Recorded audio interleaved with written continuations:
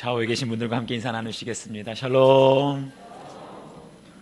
1층에서 예배 드리시는 분들도 샬롬. 잠깐 기도하시죠. 아버지 하나님, 고맙습니다. 오늘도 사랑하는 주의 백성들을 주님의 품으로, 은혜의 자리로 인도하셔서 말씀으로 저희들을 깨워주시고 살려주시니 감사합니다. 아버지, 저희들이 겸손히 주의 말씀을 듣겠사오니 그 말씀에 능력과 은혜를 더하여 주셔서 그 말씀을 의지하여 세상에서 지치고 상한 심령들이 다시 한번 힘을 얻고 치유함을 얻고 회복되는 이 시간 될 수 있도록 성령님 역사해 주시옵소서. 지극히 연약한 종이 아버지 하나님의 말씀을 들고 섰습니다. 홀로 맡기지 마시고 주의 성령께서 대언하여 주실 때에 우리 모두에게 하나님의 음성으로, 생명의 말씀으로 가슴판에 새겨지게 하여 주옵소서. 감사하며 예수 그리스도의 이름 받들어 기도하옵나이다. 아멘. 할렐루야. 저희는 계속해서 성전 입당을 앞두고 여호수아의 말씀을 살펴보고 있습니다. 약속의 땅을 향하여 나아갈 때 우리의 힘, 우리의 지혜로는 나아갈 수 없습니다. 오직 하나님께서 우리에게 주시는 그 명령의 말씀, 약속의 말씀을 붙드는 자만이 그 말씀을 따라 약속의 땅인 가나안 땅, 우리에게 새 성전으로 들어가게 될 줄 믿습니다. 오늘은 두 번째 시간, 너희 자신을 성결하게 하라 라는 제목으로 우리 하나님의 말씀의 은혜를 함께 나누겠습니다. 우리가 약속의 땅을 향하여 나아갈 때 어떻게 하면 나아갈 수 있느냐? 첫 번째, 언약궤를 따라오라고 말씀하십니다. 우리 3절 말씀 함께 다 같이 읽겠습니다. 3절 시작.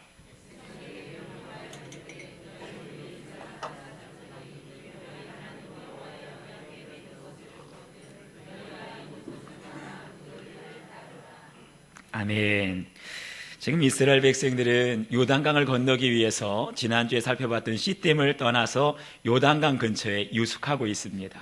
새벽같이 일찍 일어나서 여호수아가 모든 백성들의 관리들에게 명령하기를 제사장들이 하나님의 언약궤를 매는 것을 보거든 그 뒤를 따르라 라고 말씀해요.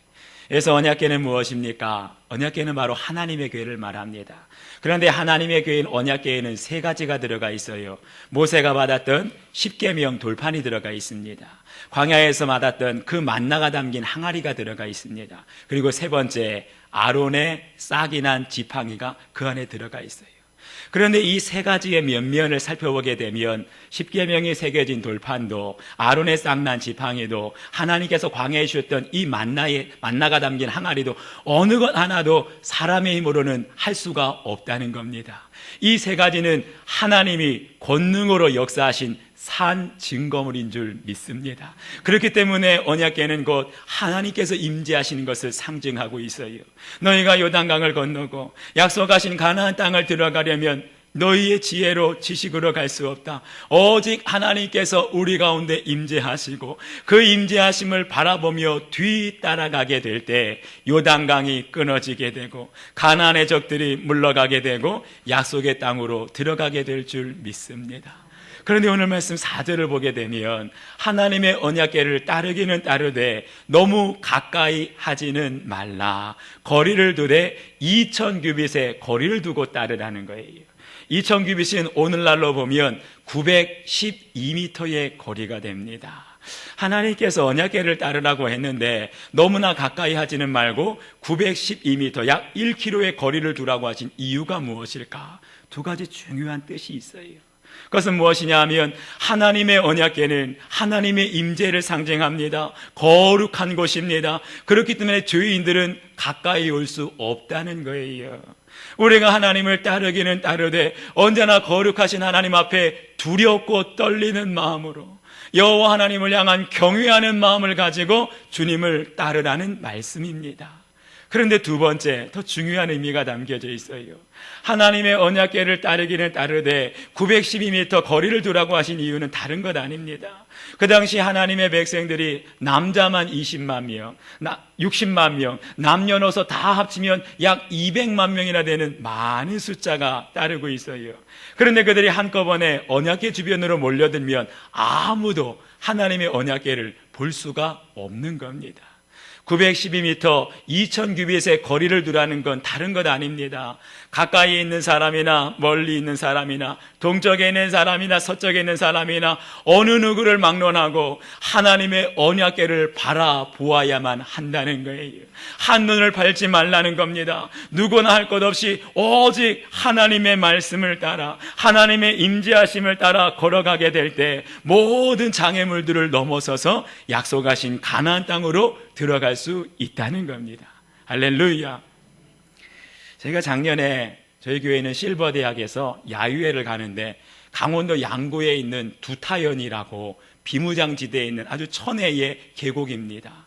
그것이 군사지역이기 때문에 개방된 지가 얼마 되지 않아서 사람들의 발걸음이 닿지 않는 곳입니다. 갔다 온 분들 말씀이 너무나 아름답게 천연 그대로 보존이 되어 있어서 너무나 아름답고 수려한 광경이었다 그럽니다.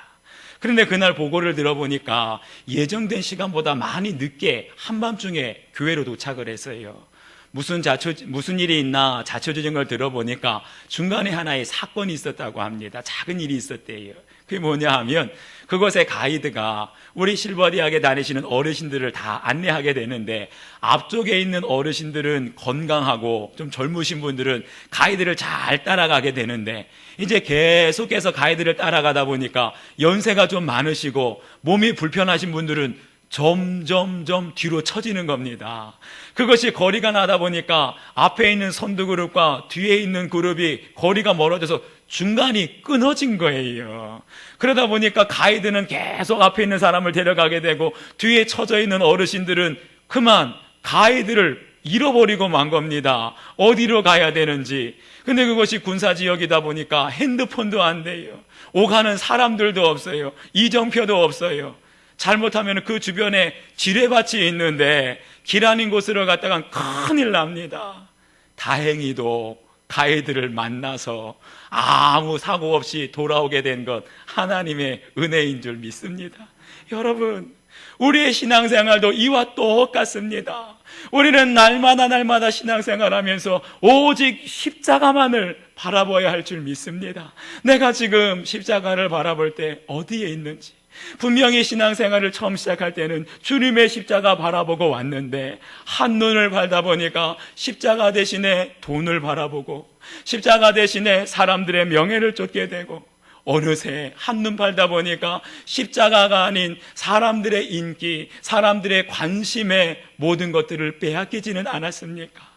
사랑하는 여러분, 우리의 신앙생활은 날마다 십자가를 바라보고 내가 지금 어디에 서 있는지 영적으로 살피고 돌아보는 것이 우리의 신앙생활인 줄 믿으시기를 바랍니다.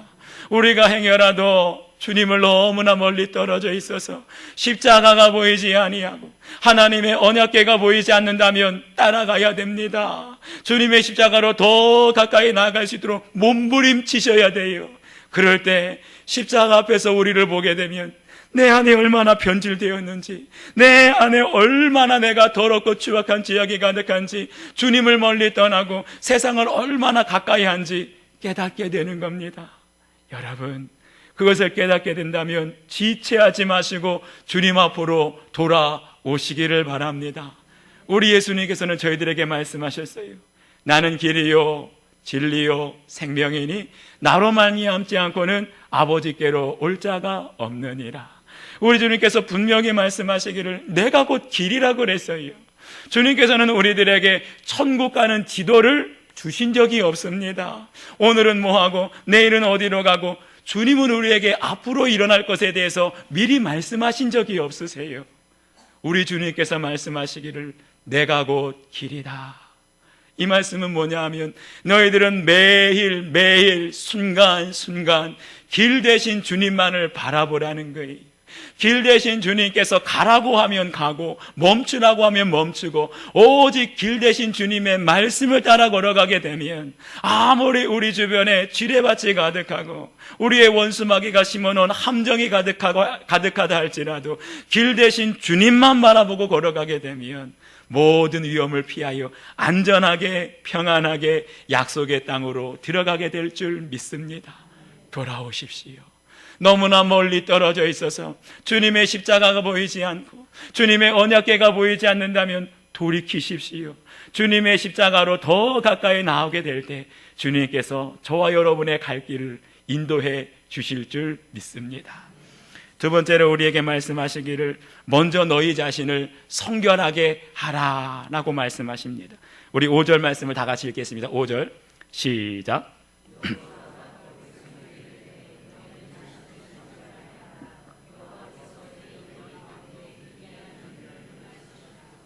아멘. 이제 이스라엘 백성들 요단강 막 건너려고 준비하고 있는데 하나님께서 여호수아를 통하여서 그들에게 말씀하십니다. 내일 너희들에게 기이한 일들을 행하시리라. 아멘. 우리가 이제 5주 후면 새성전을 들어가게 되는데 새성전 입당을 앞두고 있는 우리 수인중앙교회 성도들에게 우리 주님께서 말씀하십니다. 너희에게 기이한 일을 행하시리라. 할렐루야.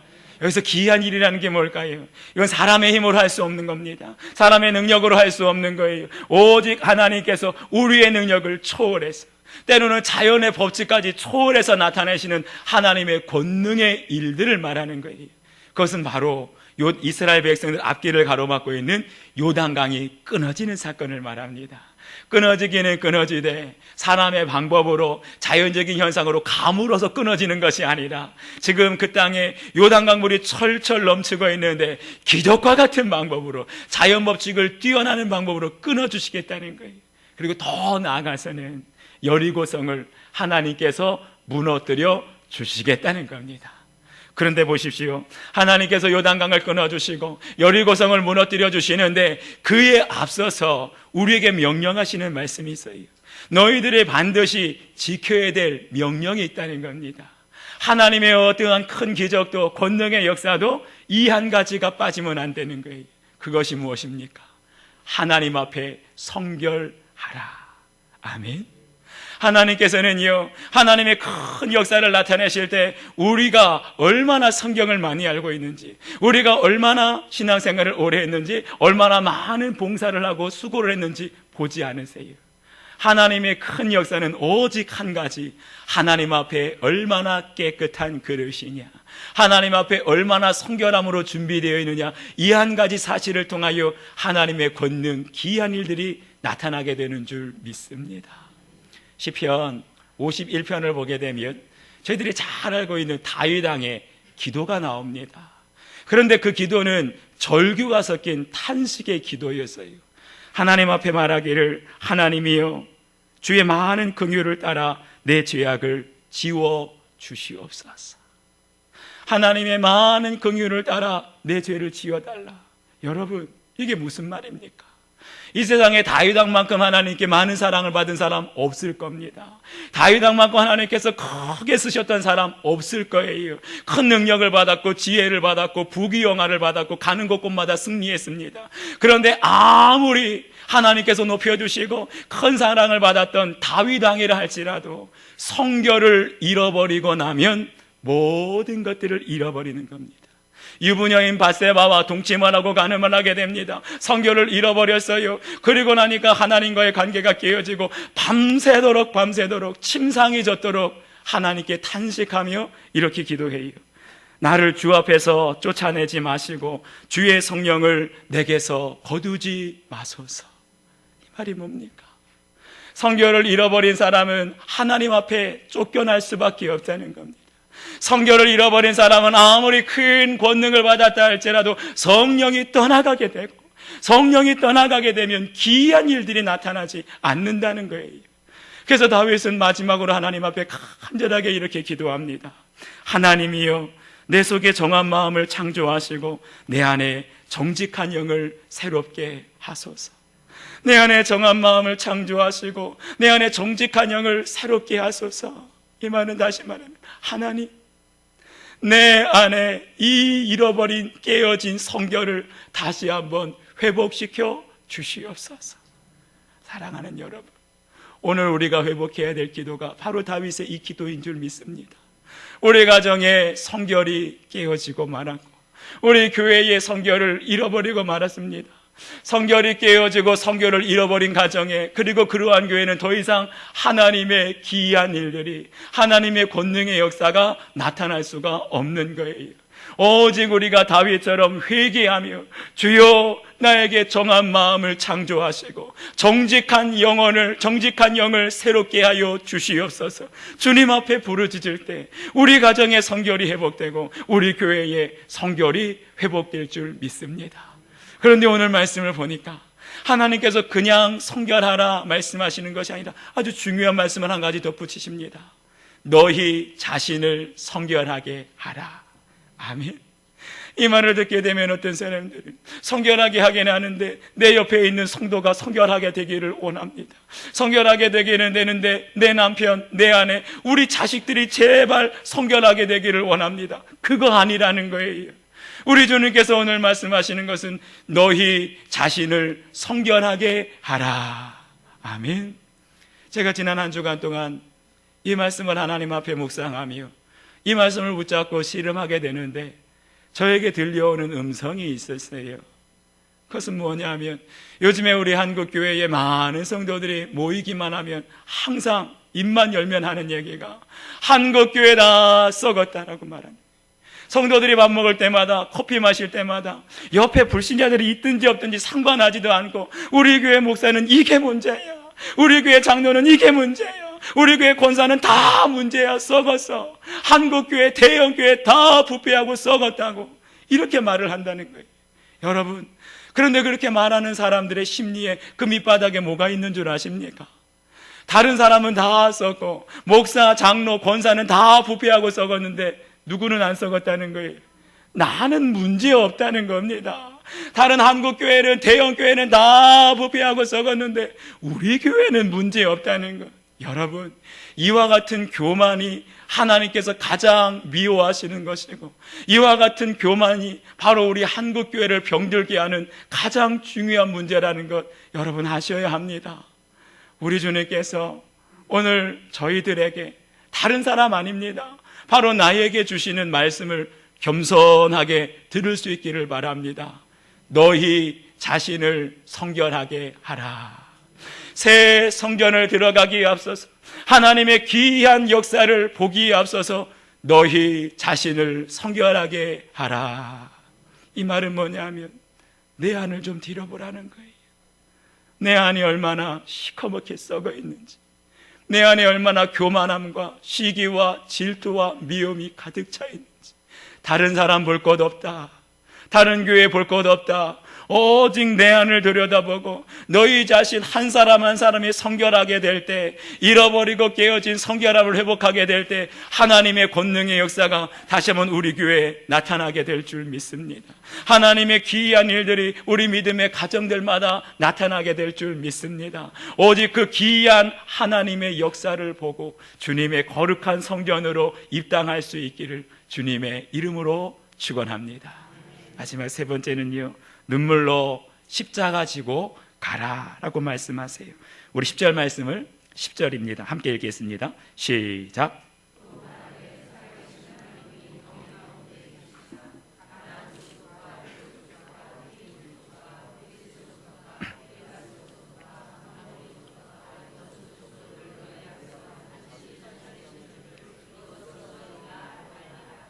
아멘.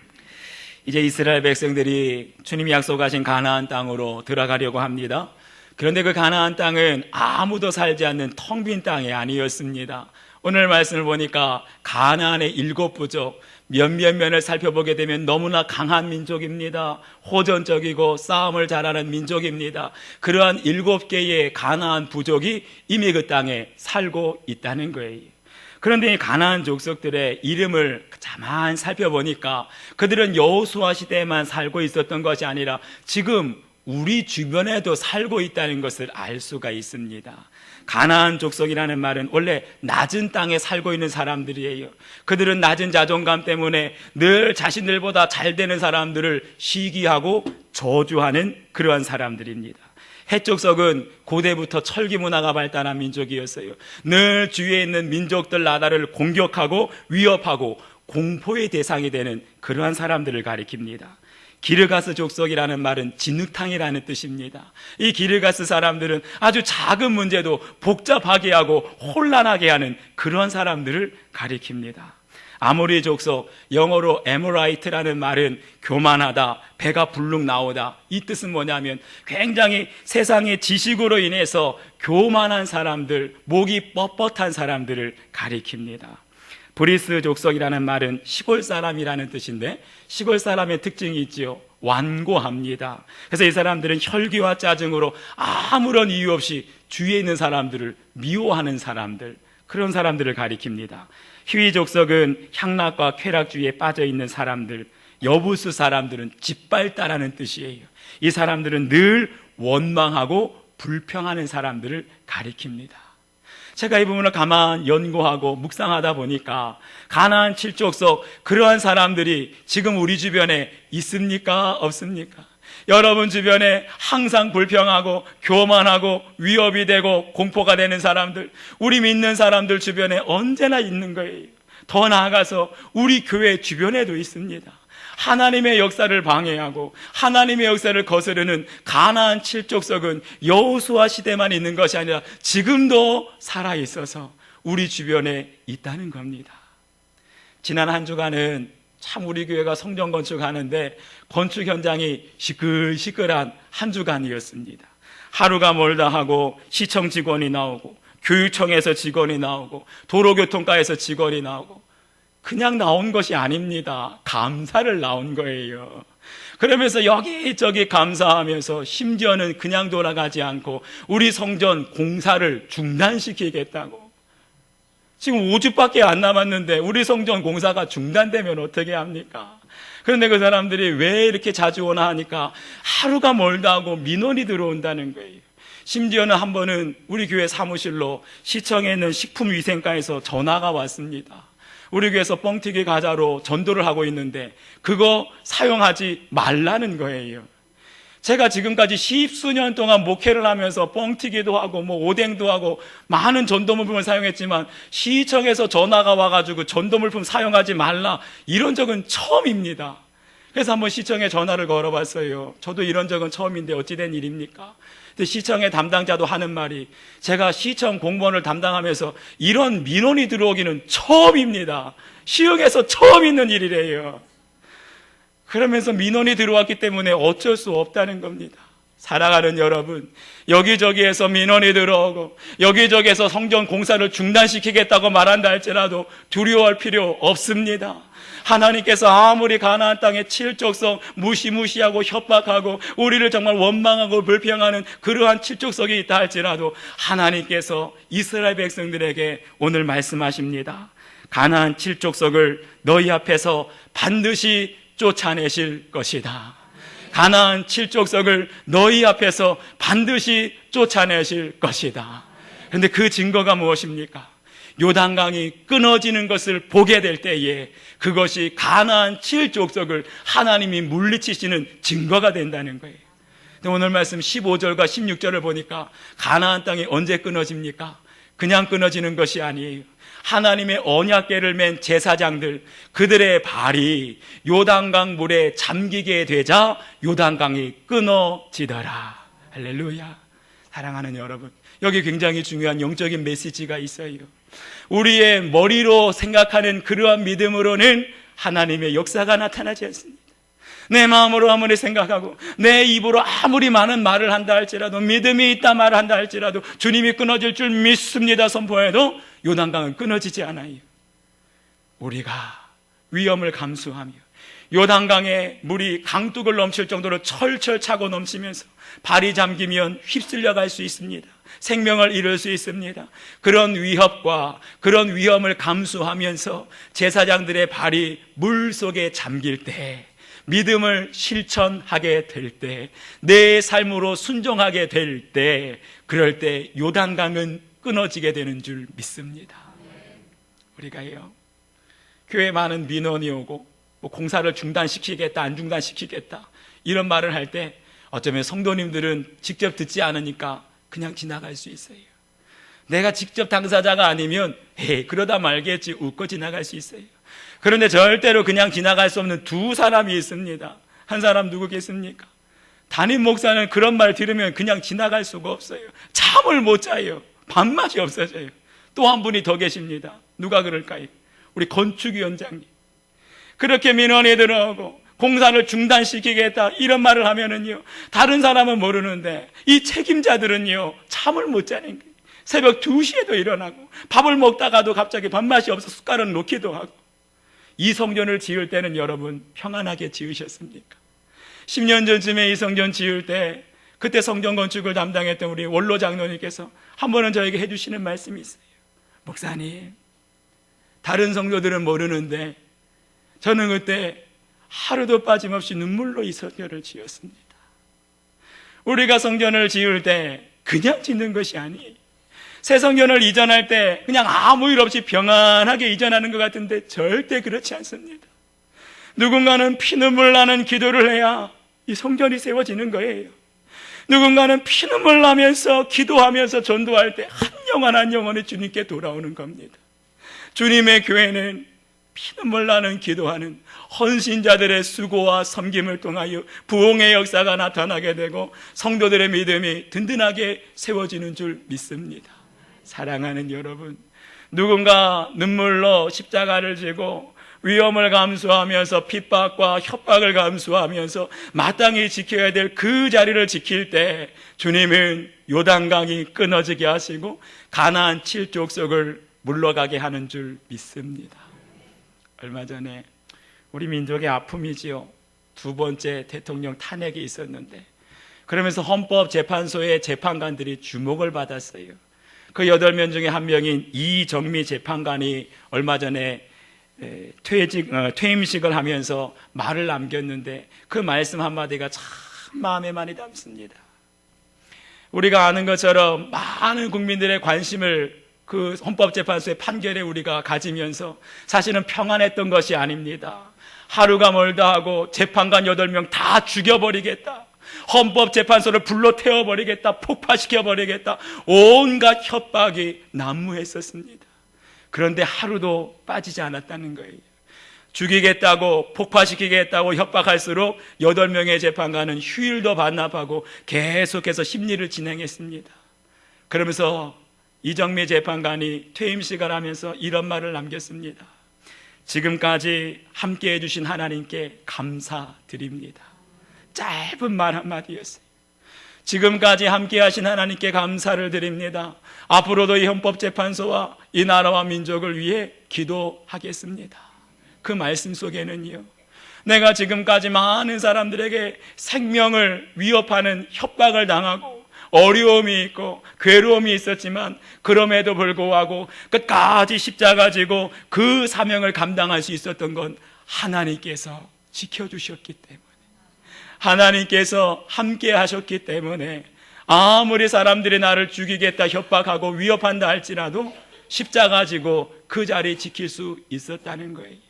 사랑하는 여러분, 우리에게 어떠한 어려움이 있고 어떠한 위협과 방해가 있다 할지라도 우리가 마땅히 지어야 할 십자가가 있다는 것을 기억하시기를 바랍니다.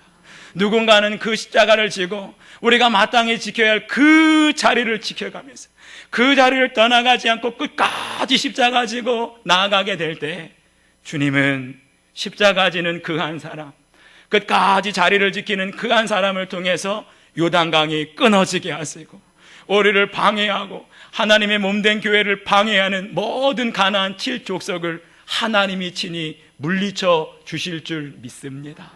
우리 오늘 주신 이 말씀 기억하면서 함께 기도하기를 원합니다.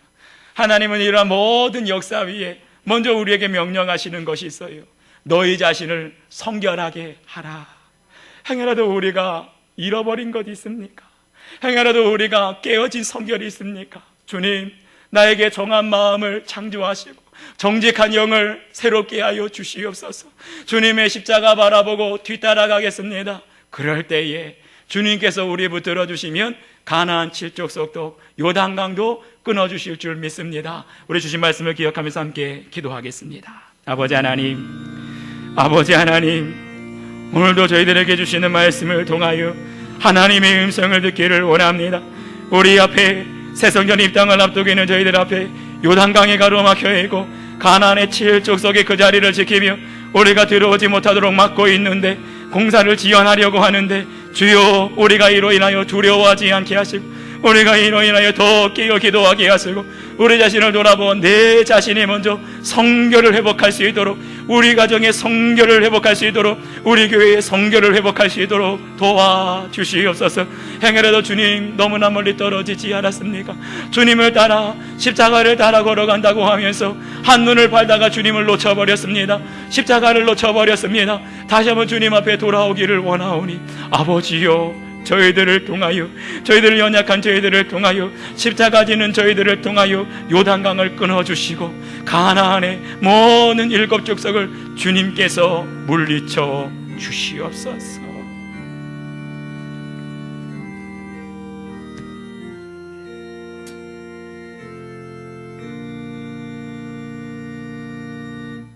너희 자신을 성결하게 하라.